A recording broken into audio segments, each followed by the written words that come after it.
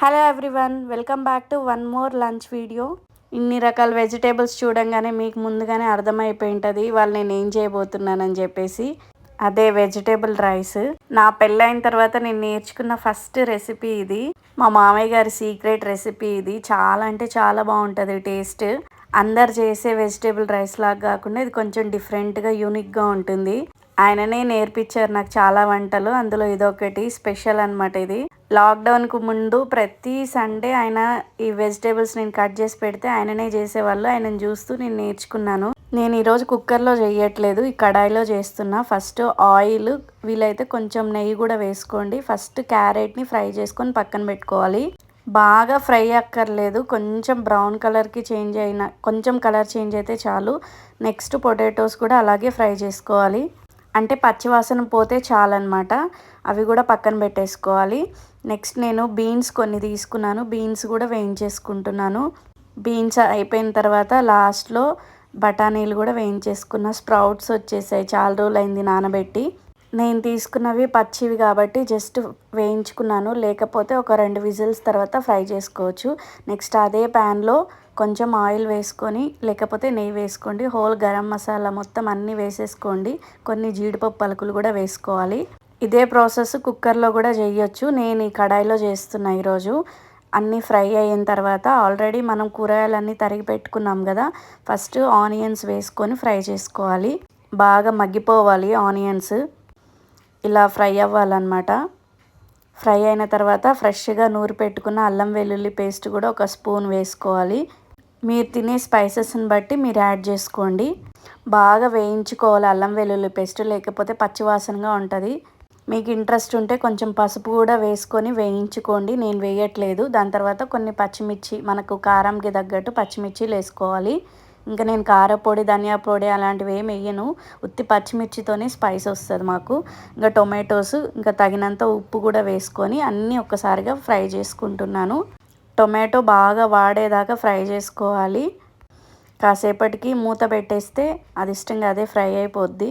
అందులో ఉన్న వాటర్ అంతా బయటకు వచ్చి మగ్గిపోతాయి అన్నమాట. నెక్స్ట్ ఆల్రెడీ కరిగి పెట్టుకున్న కొత్తిమీర, పుదీనా వేసుకొని ఫ్రై చేసుకోండి. కొత్తిమీర పుదీనాలో ఉన్న వాటర్ అంతా కూడా ఎగిరిపోయేదాకా ఫ్రై చేసుకోవాలి. చూడండి ఈ విధంగా. ముందే మీల్ మేకర్ నానబెట్టుకున్నాం కదా వేడి నీళ్ళలో, అవి కూడా వాటర్ అంతా పిండేసి వేసేసుకోవాలి.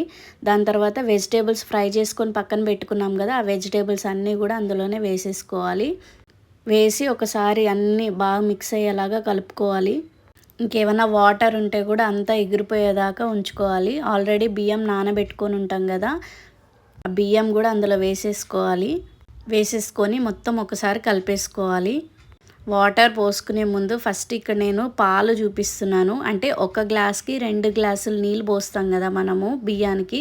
నేను 2 గ్లాసులు బియ్యం తీసుకున్నా, దానికి 4 గ్లాసెస్ ఆఫ్ వాటర్లో 1 గ్లాస్ ఆఫ్ మిల్క్ వేసుకున్నాను, 3 గ్లాసెస్ వాటర్ పోసుకున్నాను. అదే బెస్ట్ రెసిపీ అనమాట.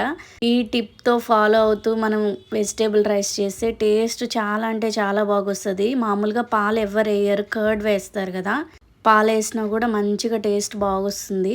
నెక్స్ట్ దాంతోకి గ్రేవీ కర్రీ చేస్తున్నాను, మునక్కాయ కూర. గరం మసాలా కోసం ఇక్కడ మసాలాలన్నీ వేయించుకుంటున్నాను. అందులోకి కొన్ని పల్లీలు కూడా వేసుకున్నాను. థిక్ గ్రేవీ రావడం కోసం కొన్ని పల్లీలు, కొన్ని నువ్వులు కూడా వేసుకుంటున్నా.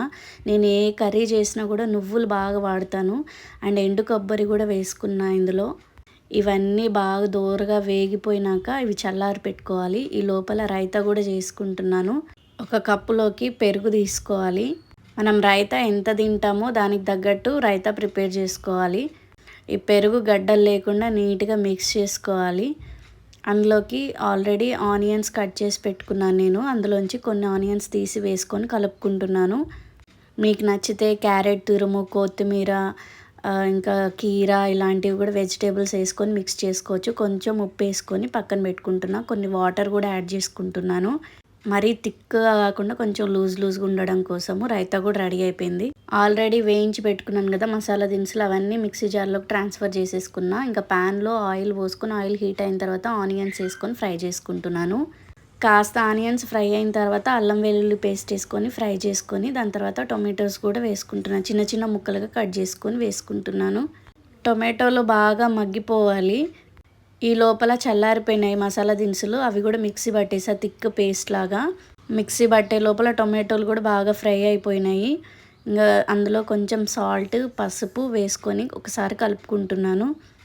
ఇది ప్రాసెస్ కొంచెం స్లో ఉంది అనుకుంటే టొమాటోస్ ప్యూరీ చేసి కూడా వేసుకోవచ్చు, ఇంకా బాగుంటుంది. ఇది కొంచెం ఫ్రై అయ్యే లోపల ఇంకా ఆల్రెడీ మనం మిక్సీ జార్లో పేస్ట్ చేసి పెట్టుకున్నాం కూడా, అది కూడా ట్రాన్స్ఫర్ చేసేస్తున్నాను. ట్రాన్స్ఫర్ చేసేసి నీట్గా మిక్స్ చేసుకుంటున్నా. చూడండి ఆయిల్ కూడా బయటికి తేలిపోయింది, అంటే బాగా మగ్గిపోయిందని అర్థం. అలా ఉంటే అందులోనే వాటర్ పోసుకొని తిప్పి పోసేసుకుంటున్నా. గ్రేవీ థిక్గా రావాలంటే కాజులు కానీ, పల్లీలు కానీ, నువ్వులు కానీ వేసుకుంటే మనకు థిక్ గ్రేవీ వస్తుంది. టేస్ట్ కూడా చాలా బాగుంటుంది. అండ్ కాల్షియం, ఫైబర్ సఫిషియెంట్గా దొరుకుతాయి మనకు. ఇంకా అందులోనే కొన్ని మునక్కాయలు ఆల్రెడీ కట్ చేసి పెట్టుకున్నాను, ఆ మునక్కాయలు కూడా వేసుకున్నాను. యాక్చువల్గా ఇవి పేస్ట్ వేయకముందు వేస్తే కొంచెం బాగా ఫ్రై అవుతాయి, నేను మర్చిపోయినాను. చూడండి ఇలా కాసేపు ఉడికించుకున్న తర్వాత అందులో కావలసినంత చిల్లీ పౌడర్ వేసుకున్నాను. ఇంకా ధనియాల పొడి, మీకు నచ్చితే గరం మసాలా కూడా వేసుకోండి.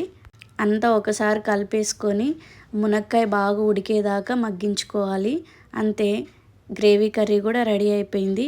వీడియో నచ్చితే లైక్ చేయండి, subscribe to my channel. Thank you for watching.